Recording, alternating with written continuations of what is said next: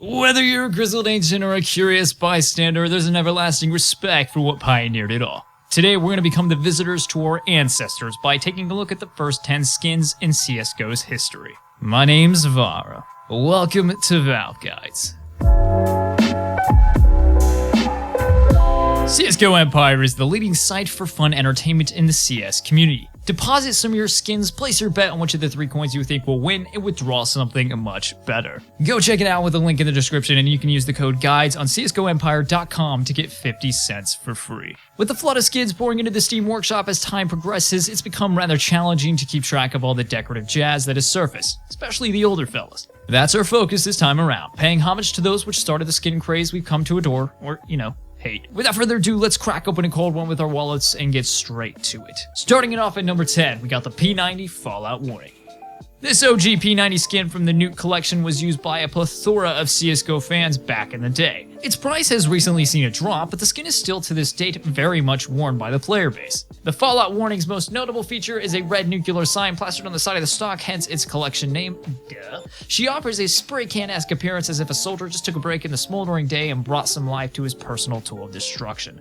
Since Nuke is an active duty map, you can get a souvenir version of the skin, although a souvenir factory new will cost you around 170 bucks. I love me some Fallout, but at the end of the day, I also like vibrancy and culture. This weapon skin isn't one I'd pay to add to my collection. Personally speaking, of course. Slithering its way into number 9, we have the GLOCK 18 Dragon Tattoo. The less popular of the 2 original GLOCK skins, the Dragon Tattoo is often overshadowed by the older brother, the GLOCK Fade, which fetches a whopping $300 on the Steam marketplace. The Dragon Tattoo is one of the more minimalist of the ever-expanding collection of gray GLOCK skins, featuring a slick gray design and a dragon. Imagine that! Because of its age, the skin is still a commodity with a stat track factory new costing around $30 to $40. You ask me? This straight up looks like the weapon an antagonist in GoldenEye would use. 007, do you read me? No? Shit, because we skipped one. Crashing its way into number 8, we have the dual BERENAS Demolition. Demolition is quite a unique skin, perhaps because they're dual BERENA skins. The Demolition set is rarely seen in game. They are also less desirable because despite their full orange and black accents, the best condition they are available in is field tested, which doesn't look particularly clean. They're cheap though, with the field tested Demolitions costing around $1.25.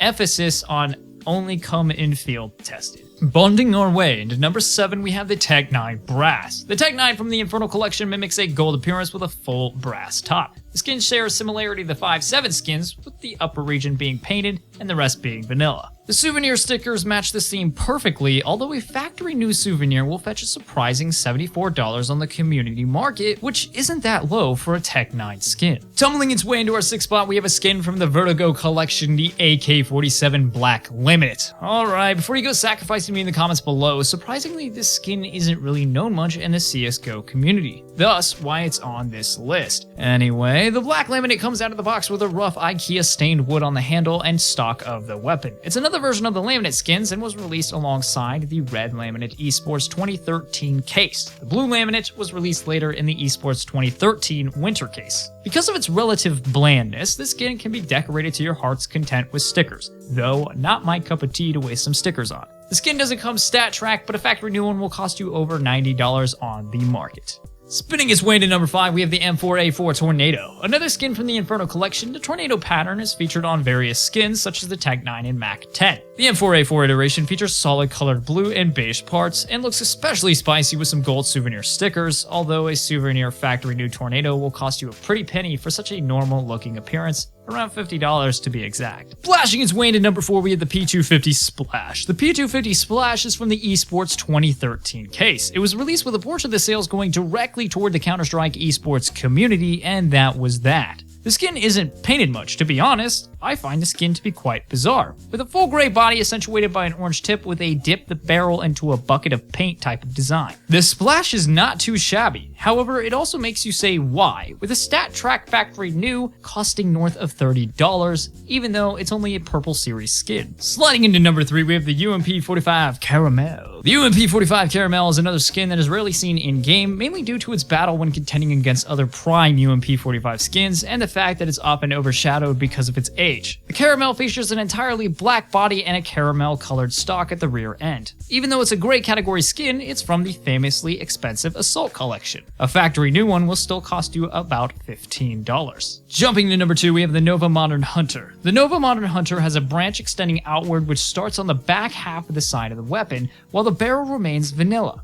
The skin isn't the prettiest of all, especially if it's not factory new, but the entire Modern Hunter skin pattern is known for being remarkably expensive, especially with a good float. The Nova iteration was released in the Militia collection in the Arm Steel update and is still widely used and sought amongst CSGO players. Although a factory new Nova Modern Hunter is probably out of your average player's price range, it's not going to be making a top 10 priciest skin list. With an average price of around $105 on the Steam market, if you truly want it, you could save for it at that price. Can you guess what number 1 is? It's the Op Boom. The Op Boom was one of, if not the first Op skin in CSGO. The skin is painted entirely orange and is themed as a comic book lover's dream, featuring forms of onomatopoeia, which is a nod to the name Boom. The skin was first introduced in the Esports 2013 collection. Its price is fair for an old skin at about $20 for a field-tested variant, although depending on the pattern, this skin can cost far more. A StatTrak factory new Op Boom, on the other hand, will net well over $300. This skin is a fan favorite for CSGO players who just love the Op and comics. What a core skating duo. If you enjoyed the video, please leave a like, and if you didn't, go ahead and provide some feedback in the comments below. I'm looking to improve. Right now, my setup is currently downstairs, so there may have been some background noise. I apologize. Anyway, I'm looking for some people to play Counter-Strike with, so go ahead, tweet me at Varos, and I will go ahead and select some people at random. I do have a broken hand at the moment, so I'm not going to be the most valuable teammate. However, I'm down to have some fun.